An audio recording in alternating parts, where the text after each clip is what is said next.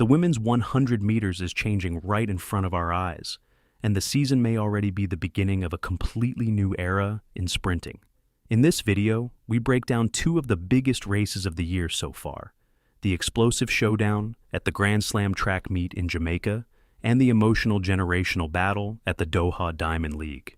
You'll see how Melissa Jefferson delivered one of the most controlled and technically impressive performances of the season against a stacked field that included Daryll Neita, Alana Reid, and several elite American and Jamaican sprinters. We'll analyze why Jefferson's mechanics, acceleration, and composure make her one of the most dangerous athletes heading into the championship season. Then we shift to Doha, where the atmosphere completely changed the moment Shelly-Ann Fraser-Pryce stepped onto the track. But this race became much bigger than a Diamond League final. It became a symbolic moment in women's sprinting history as Tia Clayton announced herself to the world by defeating one of the greatest sprinters of all time. This video explores the clash between experience and youth, the rise of Jamaica's next generation, and why the battle between the United States and Jamaica could define the entire season. Really well this season as well. She said, I'm listening to my coaches more, which is never a bad thing. And then Jodean Williams has had a really transformative 24 and into 25 as well. So Jamaicans in lanes 1 and 2 and in lane 8. On your marks. And then we've got Jenna Prandini is in 3, Daryll Neita in 4, Melissa Jefferson-Wooden, the Olympic bronze medalist, in 5, Tamara Clark's in 6, Sears in lane 7. Melissa having that medalist target on her back.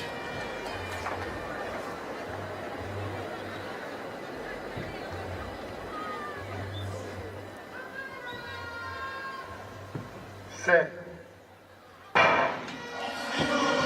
Right in the middle there, Melissa Jefferson-Wooden got an excellent start over on the far side. Nelson going as well, and also Sears is right there, but here she goes. He's going to get a clear win. Prandini came through for 2nd place, but never in doubt. Melissa Jefferson-Wooden got out well, got to the front, and then dominated the race from there. That's scary. I was just going to say that, given what I said about how long it's been since she's run a 100-meter race, that was perfectly executed. Prandini finished quick, well done to her. A couple of races that set her up nicely, as we mentioned. Sears just faded a little bit when she looked as though she was going to get on terms. Never, ever a bad thing, you know, for an athlete to be in a happy place. Right. And late addition, Jenna Prandini. You get the call. You're chilling at home, hey, come to Jamaica and jump in this 100. You come here, and you come out with 2nd place, and she's more of a 200-meter specialist. Yep. So she's in great position tomorrow. You get a phone call, hey, I got 100K for you. We all want phone calls like that. But as you can see, Jay just got out really well, and Melissa just held her form. Looking really strong in the latter part of the race. Very confident facial expression moving through the line. I like to keep an eye on the attitude, and I can see that there's a confidence there. And that always bodes well. That's somebody full of confidence, as you said. Look, even that tape around the neck, she doesn't even flinch. She probably didn't even feel it. Just runs through it. I'm looking forward to her deuce with her finish. I agree, but with Prandini having run so well there, that's set up brilliantly. Daryll Neita settled a little below 2 meters per second. Late opportunity here for Maya McCoy, American, who now runs for Liberia. Not sure if she's been cleared at the major champs yet, but close to 11 seconds this year in Florida already. What a season Van der Weyken from Luxembourg's had. Bronze medal at the World Indoor Championships. Really good starter, as you would think from that. Now we've got the 2 fastest twins in the world. The Clayton twins. This is Tia, who's kind of overtaken her sister Tina, who started their career probably the quicker the better, if you like, but Tia's the one to look out for. That World Indoor title, the 2nd one for Majinga Kambunji in Nanjing, when maybe thought others would get there, but her experience is so important. And talking about experience, Shelly-Ann Fraser-Pryce, perhaps the greatest female sprinter of all time. You can argue that one till late in the night anywhere, if you like, but 2-time Olympic champion, multiple world champion, Zoe Hobbs of New Zealand next to her in lane 6. Then Amy Hunt of Great Britain. Many of these athletes were in China for the World Relays. And here is twin number 2. Was those going to be 2 twins, isn't it? Otherwise it'd be triplets. Tina Clayton of Jamaica in lane 8. Well, Shelley's been here most of the week, has been enjoying her time in Doha, been with lots of young athletes and in the schools, and they've really enjoyed having her here. You know, this is part of the farewell tour, if you like. What a career it's been, but I'm pretty sure she still wants to win. She's burning to win. So Shelly-Ann Fraser-Price in lane 5, Kambunji in 4. Watch out for the Claytons in 3 and 8. Van der Weken in 2 as well.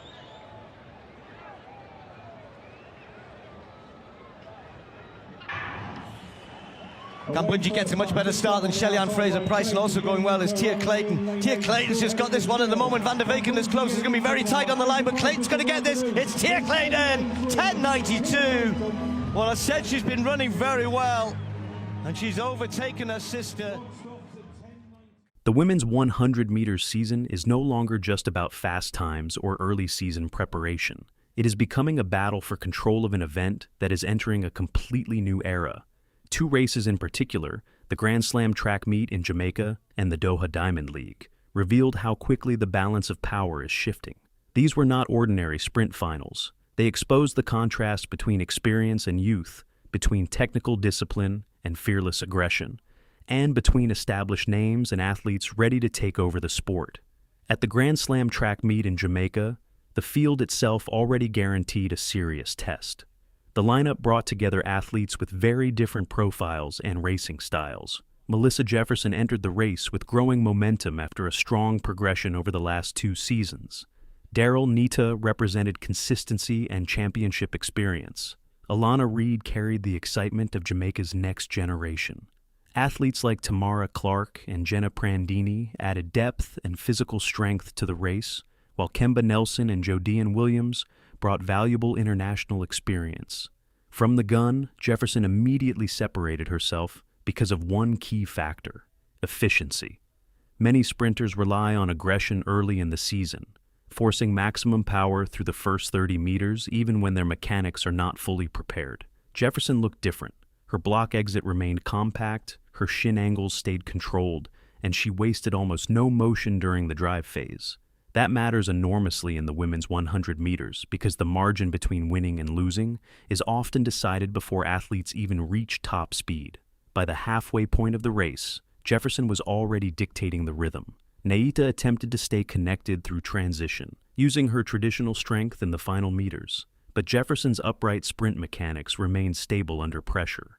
Her shoulders stayed relaxed, knee lift remained consistent, and most importantly, she did not tighten when challenged.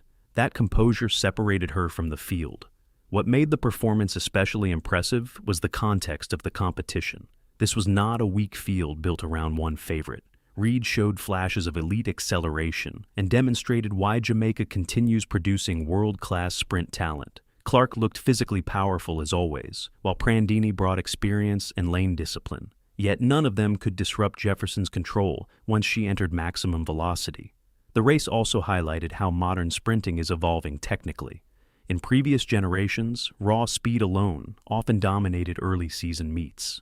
Today, athletes who combine efficiency, relaxation, and race management are gaining a major advantage. Jefferson's victory reflected that evolution perfectly. She did not appear desperate or strained. Instead, she looked like an athlete already operating with championship rhythm in May. While Jamaica's Grand Slam meet revealed depth and structure, the Doha Diamond League produced something emotionally larger. The atmosphere changed the moment Shelly-Ann Fraser-Price stepped onto the track. Even after years of dominance, Olympic medals, and world titles, her presence still commands attention. Fraser-Price represents more than sprinting success. She represents an era in which Jamaica ruled women's sprinting through unmatched consistency and explosive execution. But Doha was not built around nostalgia alone. The race introduced a direct confrontation between the past and the future. Mujinga Kambunji entered as one of the most technically refined sprinters in the world, capable of punishing any mistake. Yet much of the attention centered on Jamaica's rising generation, particularly Tia Clayton and Tina Clayton. For years, the Clayton twins have been viewed as future stars because of their extraordinary acceleration and natural sprint instincts. In Doha, Tia Clayton finally transformed promise into authority. Her start was devastating. Within the first few strides, she had already neutralized the experience advantage of Fraser-Pryce. That is extremely rare because Fraser-Pryce has historically dominated the opening phase of races better than almost anyone in sprint history. What made Clayton's run so impressive was not only the speed but the confidence behind it. Young athletes often panic when racing legends. They tense up, lose rhythm, or overstride while trying to respond emotionally to the occasion. Clayton did the opposite. She attacked the race without hesitation and maintained her mechanics through the entire drive phase.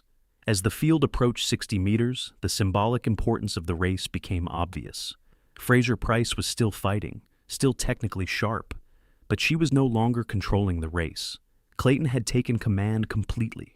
The image of the younger Jamaican surging ahead, while one of the greatest sprinters of all time chased from behind, felt like a defining snapshot of the 2025 season. The contrast between Jefferson and Clayton is fascinating because their dominance comes from different places. Jefferson's strength lies in structure. She races with precision, patience, and balance. Her performances suggest an athlete built for consistency across an entire season. Clayton, meanwhile, represents chaos and explosive energy. Her greatest weapon is raw acceleration, combined with fearless confidence. That difference could shape the entire championship season. In rounds-based competitions, Jefferson's efficiency may give her an advantage because she expends less energy across multiple races. Clayton, however, possesses the kind of pure speed that can instantly destroy a field if she executes correctly. Another major storyline emerging from these races is the transformation of Jamaica's sprint system. For years, the nation depended heavily on iconic names like Fraser-Pryce and Elaine Thompson-Herah. Now, the next wave is arriving with completely different energy. The Claytons are younger, more aggressive, and less intimidated by global reputations. That transition is critical because sprint dynasties rarely survive smoothly across generations. Jamaica appears ready to do exactly that. Meanwhile, the United States continues building extraordinary depth. Jefferson's rise is important not only because she is winning races, but because she brings stability to an American sprint program filled with talent. The United States has numerous athletes capable of running fast times, but Jefferson is beginning to show something more valuable: repeatable execution under pressure.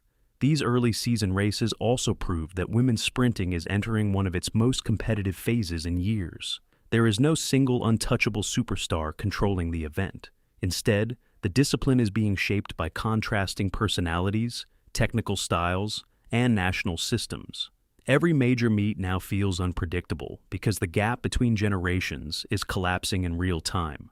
The road toward the global championships will likely revolve around one central question: can experience resist the speed of youth long enough to survive another season? Doha suggested the answer may already be changing. Jamaica's Grand Slam meet suggested the Americans are prepared to challenge that transition with disciplined precision. Either way, the women's 100 meters is no longer waiting for a new era to arrive. The new era has already started.